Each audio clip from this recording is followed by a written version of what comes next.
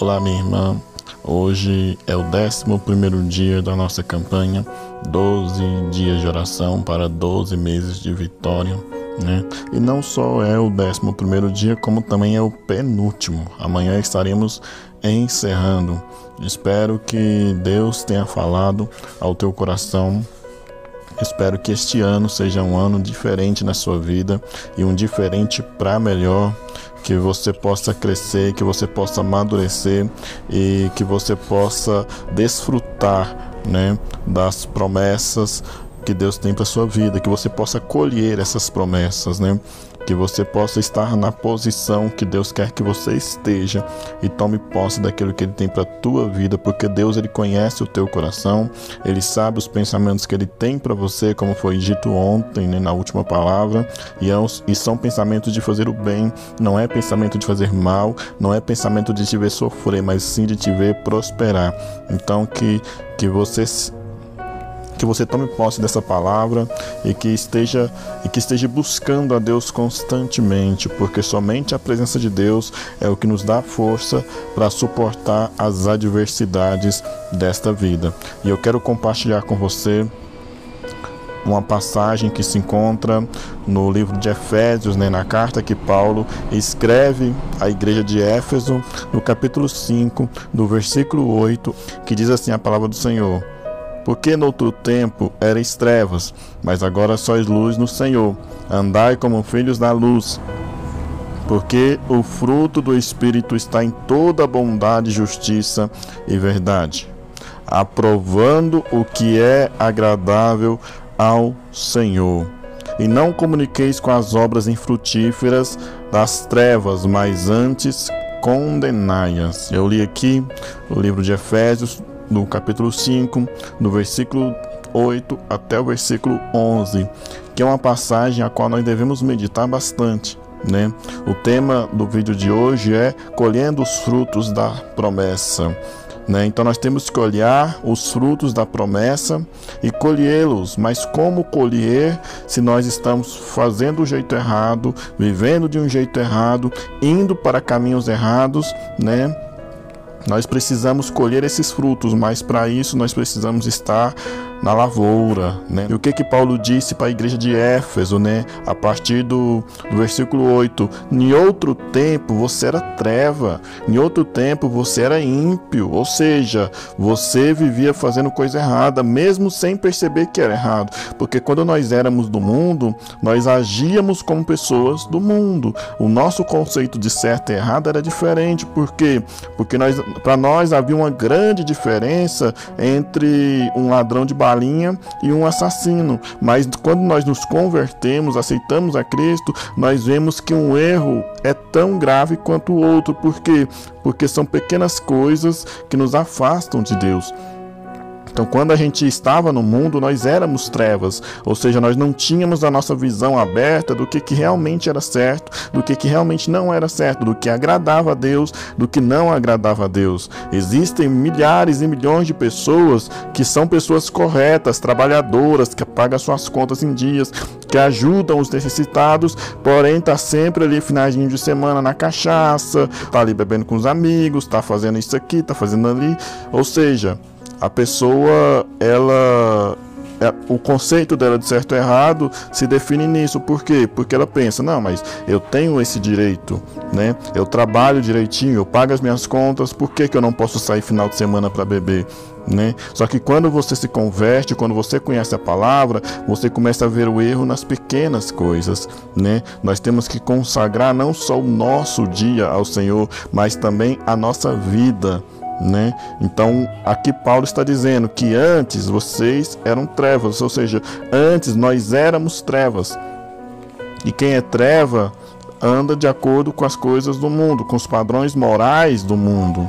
Mas agora sois luz, ou seja, agora nós éramos, verbo passado, uma coisa que passou, não faz mais parte da minha vida, não faz mais parte da sua vida, mas hoje nós somos luz e andamos na luz e não mais compactuamos com as coisas das trevas, porque nós somos filhos da luz, e se nós somos filhos da luz, nós temos que andar como os filhos da luz, porque o fruto do Espírito está em toda bondade, justiça e verdade. É o que Paulo diz no versículo 9. Aprovando o que é agradável ao Senhor. Ou seja, eu não faço mais somente o que me agrada. Eu não faço mais somente o que eu quero. Eu não faço mais somente as minhas vontades, mas sim aquilo que agrada a Deus. Por quê? Porque a partir do momento em que eu me levantei as minhas mãos, reconheci a Cristo como Salvador da minha vida, eu estou dizendo que as minhas vontades não estão mais acima das vontades de Deus. A minha vontade não é mais soberana, que muitas vezes eu vou ter que deixar de fazer a minha vontade para fazer a vontade de Deus. Por quê? Porque nós temos que fazer aquilo que é agradável ao Senhor. E nem tudo que nós queremos fazer é agradável ao Senhor. Nem tudo que nós pensamos é agradável ao Senhor. Nem tudo que nós desejamos é agradável ao Senhor. Então nós abrimos mão de tudo do que nós queremos para fazer a vontade de Deus, né? Porque não existe evangelho sem renúncia. Não existe evangelho sem você deixar de fazer o que você quer para fazer a vontade de Deus. Se você já é convertido há muitos e muitos anos e todas as suas vontades coincidem com a vontade de Deus, isso significa que você não está servindo ao evangelho, porque muitas vezes o evangelho vai nos confrontar. O evangelho vai confrontar a nossa vontade, nós vamos ter que escolher, ou eu faço o que eu quero, ou eu faço o que Deus quer. Porque o evangelho veio para confrontar.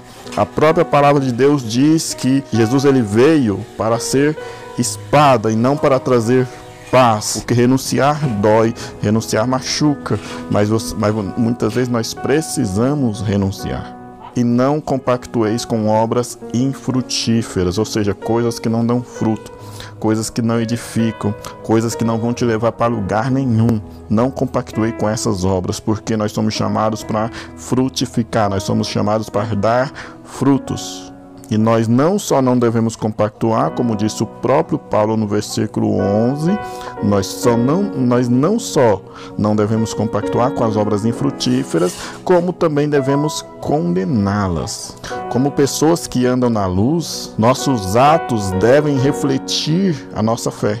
Devemos ter uma vida acima de qualquer censura, porque a Bíblia fala que nós devemos ser irrepreensíveis. Nós nunca vamos ser perfeitos, mas nós podemos melhorar todos os dias. E dessa forma refletir o amor de Deus para com as pessoas. Muitas vezes as pessoas vão sentir o amor de Deus através da minha vida e da sua vida. E às vezes nós somos cristãos ou nos denominamos cristãos e de repente desprezamos as pessoas, maltratamos as pessoas e as pessoas conseguem ver tudo em nós, menos o amor de Deus. Por quê? Porque Deus não agiria da maneira que nós estamos agindo. Jesus enfatizou muito isso lá no Evangelho de Mateus, no capítulo 5, nos versículos 15 e 16.